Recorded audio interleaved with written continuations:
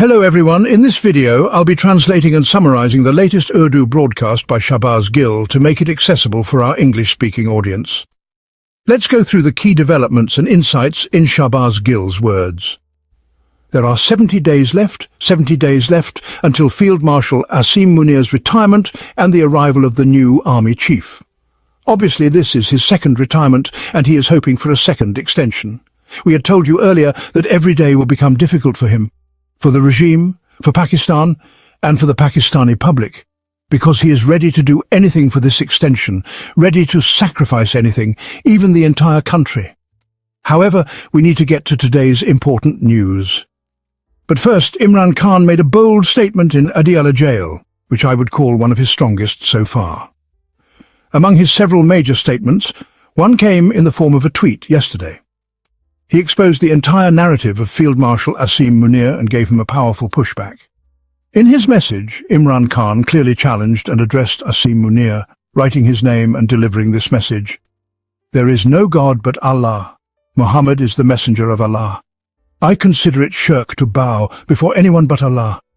Imran Khan said that no matter how much you torture me or my wife Bushra Bibi, I will not bow before you, I will confront you. He then referred to the events of 1971, when then Army Chief Yahya Khan imposed his dictatorship. Just like today, Asim Munir has staged the May 9th drama, stolen the people's mandate, rigged the elections, and brought thieves and robbers into power through fraudulent election results. Just like Yahya Khan did not accept the 160 out of 162 seats of Sheikh Mujib and split the country, today Field Marshal Asim Munir is following the same path, using the military's shoulders to impose his dictatorship on the country. Imran Khan stated that for the sake of his 5 or 10 years of power, Asim Munir has committed every crime. He then detailed how they brought in convicted criminals, strangled the judiciary via the 26th Amendment, and terrified the media, effectively ending the concept of a free media in Pakistan. But the most critical point Imran Khan made regarding Asim Munir was about his policy towards Afghanistan, calling it highly dangerous. Imran Khan said that from the beginning of Asim Munir's tenure, he has been making continuous efforts to provoke war with Afghanistan. He mentioned how Asim Munir forced the Afghan refugees out of Pakistan, humiliated them, and then went to instigate drone attacks on them, trying to create a situation where Pakistan would be in conflict with Afghanistan. He also recalled how Asim Munir tried to get involved in the war in Afghanistan and made public statements about fighting America's war. He said that Asim Munir wants to create tensions with Afghanistan to gain foreign support by portraying himself as the largest commander fighting against terrorism, seeking an extension. Imran Khan further criticized the economic situation in the country, highlighting the lack of investment, businesses shutting down, rising debt, a plummeting rupee, and rampant inflation. He also talked about the moral decay in the country, the rights of women, children, and the elderly being violated, and how they are being oppressed. Lastly, Imran Khan made another significant prediction similar to the one he made before the February 8th elections. He said that the Pakistani people will vote in such a way that the government will be baffled, not knowing how to handle it. He added that Pakistan is close to facing a situation like that of Bangladesh or Nepal, and the people are now prepared for it. He urged his party members and parliamentarians to stand firm against fascism and be ready to confront it. The time has come for the people to take to the streets and eradicate this regime. As I told you earlier, Brigadier Ahmed and Colonel Rehan have testified.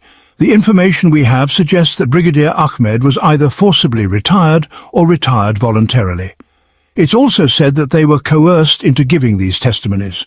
Our sources say that not only Brigadier Ahmed but also Colonel Rehan were pressured into giving statements, and they were forced to testify. However, after some investigation, no concrete or verified information has come to light regarding what exactly was said by them. Media reports are suggesting that Brigadier Ahmed gave testimony, saying that a gift worth 70 million rupees was given to Imran Khan in May 2021, which was valued at 6 million rupees, and the difference of 2.9 million was kept. The gift was never submitted to the Toshakhana. According to this, Imran Khan was being accused of undervaluing the gift, and this was being portrayed as evidence against him. However, our sources say that Brigadier Ahmed has denied this in court, saying he was never forced by Imran Khan to undervalue the gift, nor was he involved in any such decision. He stated that the gift was valued according to the proper process. There are discrepancies between the media reports and what is being stated by our sources. Shahzad Akbar has also stated that Brigadier Ahmed made a major mistake in court during cross-questioning, which has put him in a difficult position. He said that this testimony was not aligned with what was being reported in the media by Chaudhry Nizamuddin. We were hoping that more transparency would have been maintained regarding these testimonies. After all, these testimonies from Brigadier Ahmed and Colonel Rehan are crucial, especially since Colonel Rehan is still in the military. It was important to have these statements presented clearly to the public, either through a press conference or a press release. Unfortunately, no such thing was done, and we are now left speculating about the exact details of what happened inside the courtroom. But if you listen to my analysis on this, my own opinion is that I don't think Brigadier Ahmed and Colonel Rehan would have given such a big false testimony as Chaudhry Nizamuddin would have wanted. Why would they ruin their own afterlife when they know that if other government employees did not give such testimonies, why would they? It's another matter if they were abducted and forced at gunpoint to do so, making such a major false statement, because everyone knows that Imran Khan has not committed any crime. This is also a development that has taken place today. If in the coming days there is any change, we will know. I will again file a complaint in the court through our lawyer team. They should make this matter clear. I also contacted one lawyer who went inside. I spoke to him and he only told me half the story. He didn't explain everything and he didn't understand my question. I told him to check and get back to me. He said he would, but after that he never contacted me again to explain. This is a bit irresponsible, and it should be looked into. Now, moving on to the next news, the agreement between Saudi Arabia and Pakistan. I don't want to comment much on this. I had said last time that until our party has a clear stance on it, I don't want to give any opinion other than reporting the facts of the agreement, as reported by the media. However, now there is commentary from certain journalists and others. Mr. Amir Ilyas Rana, who you know has been awarded the Tamga-e-Imtiaz by Chaudhry, and who is considered a journalist affiliated with PMLN, said that they had been mocking the SIFC, or Special Investment Facilitation Council, for 3 years, but now a multi-dimensional agreement is about to happen. He mentioned that Shahbaz Sharif didn't just call to say that there would be an announcement about the lights on in the buildings, but that we would have to wait 2 hours for live updates from Saudi Arabia about what Pakistan is getting.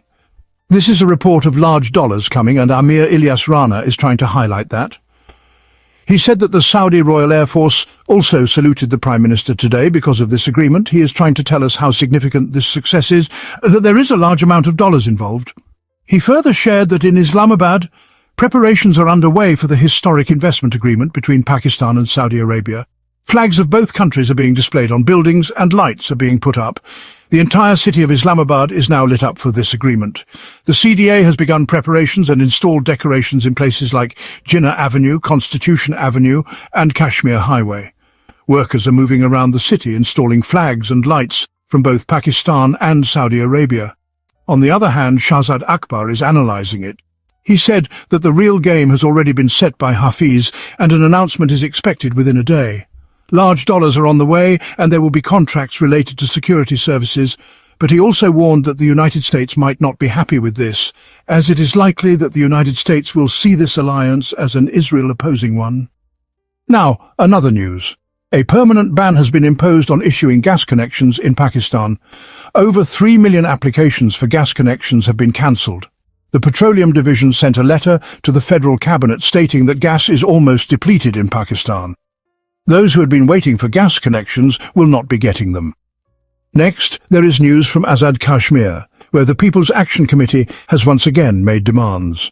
They have previously succeeded in 2 strikes to get their demands met, and are now calling for another strike with 38 demands. These demands include gas, water, electricity and issues related to the specific seats allotted for refugees and the role of agencies in the system. The People's Action Committee is quite bold in its approach. On the other hand, Chaudhry is trying to prove that they are agents of RAW, that is, Indian intelligence. This is a dangerous game. I would request Chaudhry to stop treating these people this way. These are our own people, and such treatment should not continue. We can still criticize your politics, but we need to exercise some sense in dealing with Kashmir and Balochistan. I request that you reconsider your actions in these regions. Next, there is news that 2.8 million Pakistanis have left the country in the last 3 years. Doctors, engineers, IT experts, bankers and accountants have contributed to this brain drain. Yet Hafiz says that this is a brain gain. The government has also levied a tax called the Protector Tax on these people as they leave. A total of 26.6 billion rupees has been collected from the people leaving the country, most of whom are just looking for a livelihood abroad. This amount has been collected at airports by the Immigration Department. Furthermore, a tragedy has occurred with Kashif Abbasi. His wife, Meher Abbasi, who hosts a program on Dunya TV, had her bank account frozen when she went to withdraw money. She discovered that this was because of her husband's legal issues, and now Kashif Abbasi is facing more than 8 cases and has been placed on the no-fly list. They are now unable to operate their bank accounts.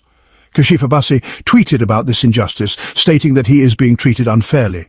He questioned whether they no longer have citizenship rights in Pakistan. This is a very shameful act and it needs to be condemned.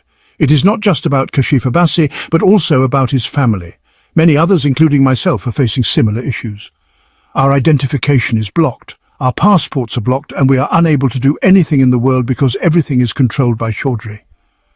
He has taken all our rights, acting as if he is a worldly god, and all of us have been deprived. Additionally, there is some buzz on social media which I don't entirely support. Meher Bukhari, a well-known anchor, has been raising the voice for the rule of law. In a previous show, she had said that the economy is sinking and that the country should come together to work. However, she was told by Faisal Chaudhry to enforce the rule of law. She responded that the economy is the priority and that the law would follow later. Some people are using this clip on social media today, suggesting that the rule of law is necessary because without it, accounts can be frozen and individuals won't have any recourse to justice. While I don't fully agree with this out-of-context clip being shared on social media, I believe it is important to support Kashif Abbasi, Meher Abbasi and their family, who are currently victims of this injustice. They are already suffering enough, and further criticism will only worsen their situation. Everyone involved in this injustice should be condemned, and we should support all journalists and others facing similar challenges. That wraps up our translation of Shahbaz Gill's video. I hope this English version helped you understand his message better. Please like, share and subscribe to Awami Lens to help our community grow. Don't forget to leave a comment below and let me know what you thought of this effort.